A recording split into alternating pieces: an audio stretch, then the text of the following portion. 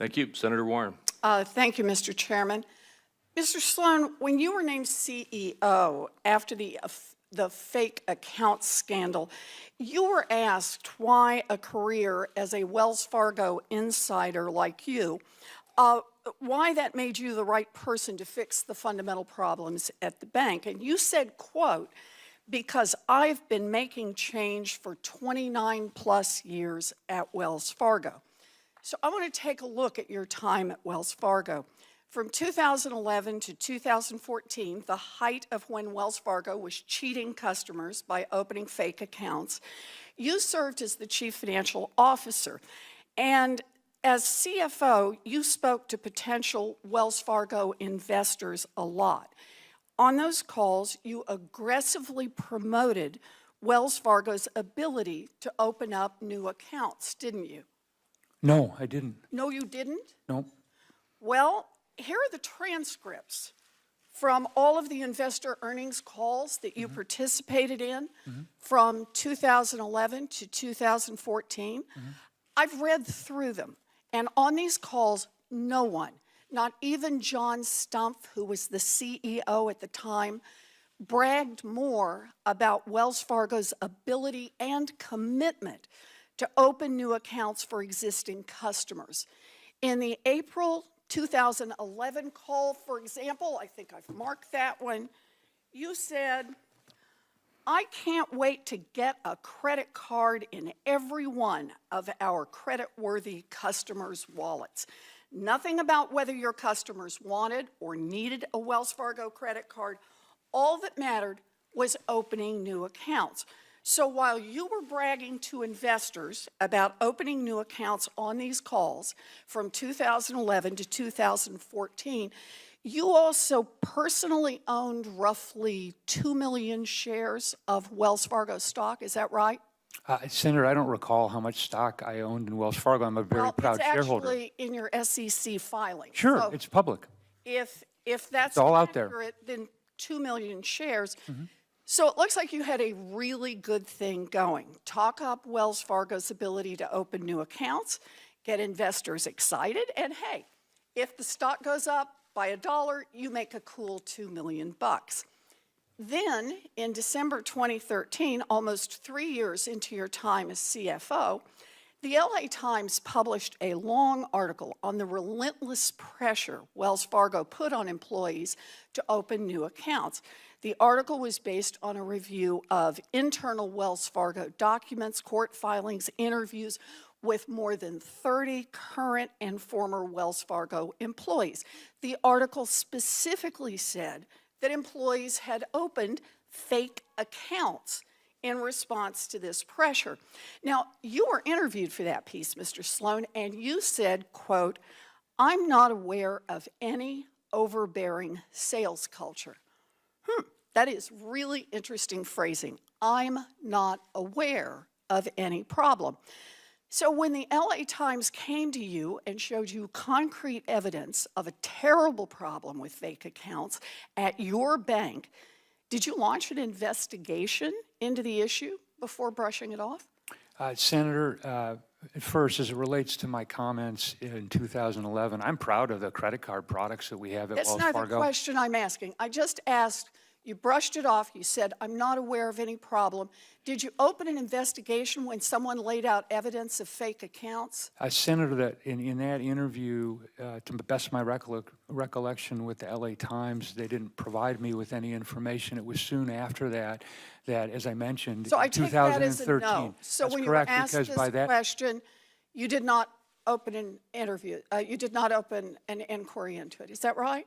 Senator, again, the LA Times didn't provide me with any So documentation. you had It was no a phone clue. call. All right. After that time, Did you read the article? I read the article, yes. And then you opened an investigation immediately. At the same time the article was coming out, that was the time when the community bank elevated this issue to the senior leadership so team. let's talk and that's about the that time that we time. began to take action. Let's talk about that time. You didn't look into the fake accounts, but you went right back to pumping up the stock price by bragging about Wells Fargo's record number of new accounts on your very next investor call. Now let's forward to 2016, 2 months before the fake account scandal became public. You were then the chief operating officer of Wells Fargo. An interviewer asked you whether you thought the bank had pushed sales goals and cross-selling too far, and your answer was, quote, "No. The fundamental strategy that we have is not going to change." That is July of 2016, just before this breaks open. According to Wells Fargo's own investigation, by July of 2016, you knew that thousands of employees had been fired for opening fake accounts and other sales violations. You knew aggressive cross-selling goals were to blame, and still, you publicly said the bank didn't have a problem, right? Senator, that's incorrect. You didn't say this? That you're Senator, quoted? could you read the entire quote, and could we go through the entire presentation? Because I Your think in that, answer, Senator, I when think in asked that about whether or presentation, not you'll you see. pushed employees too far, your answer was no. The fundamental strategy that we have is not going to change. And that's a month And I was referring to before the this vision, breaks I was public. referring to the vision of our company. The vision, Of our including the company. fake scandals you were No, being asked Senator, about? every time I give a presentation to our team members, I start with our vision, which is to ground people in the culture of our company, which is that our job is to satisfy our customers' financial needs and to help them succeed financially. Sloan, I'm That's the glad- context that I made that statement. Since I've become CEO, I've made fundamental changes to address the issues that we're talking about today. Mr. Sloan, you were asked about pressure on employees, which caused the fake account scandal. We all know that now. It's public. You knew there was a problem, and when you were asked about it, you lied. This is about personal responsibility.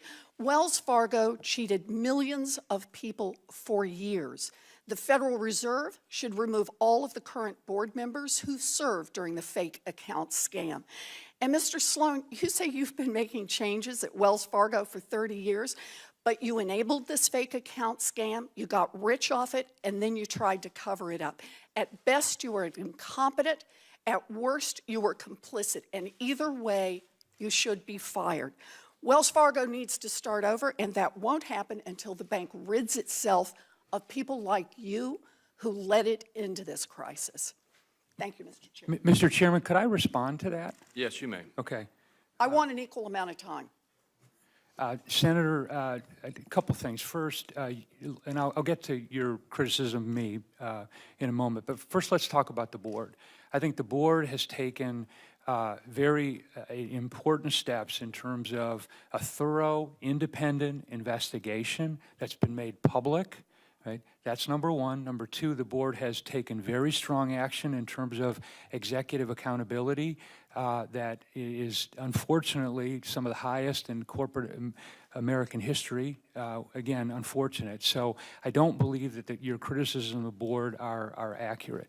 As it relates to me, again, I think the reason that I'm the right person to run this company today, notwithstanding your criticism, is because I have been making change at this company for 30 years. I have made mistakes. I certainly haven't been perfect. But I think having that knowledge of the company, having the ability to make the change, the actions that I've taken since I become CEO 11 months ago have made fundamental change at this company. So I'm not afraid to make hard decisions when it's needed. And I have the support of 270,000 people. That's why I think I'm the right person. Can I just make a short comment on this? Very I know we're over, but you really want to say, are you kidding? You know, look, you've been there for 30 years, and every one of my colleagues on both the Republican side and the Democratic side who've spoken so far have talked about a broken culture at Wells Fargo, have talked about the fact that the problem starts with leadership. The people who were there and leading Wells Fargo during the time of a years-long scam and multiple scams, as our chairman pointed out, those people should not be left in charge of this business. And when you promoted exactly what was wrong with this bank over and over and over. You went to the stock market and you bragged about it. You made money personally off it. When you were asked about it, you did not tell the truth and you tried to cover it up. Wells Fargo is not going to change with you in charge.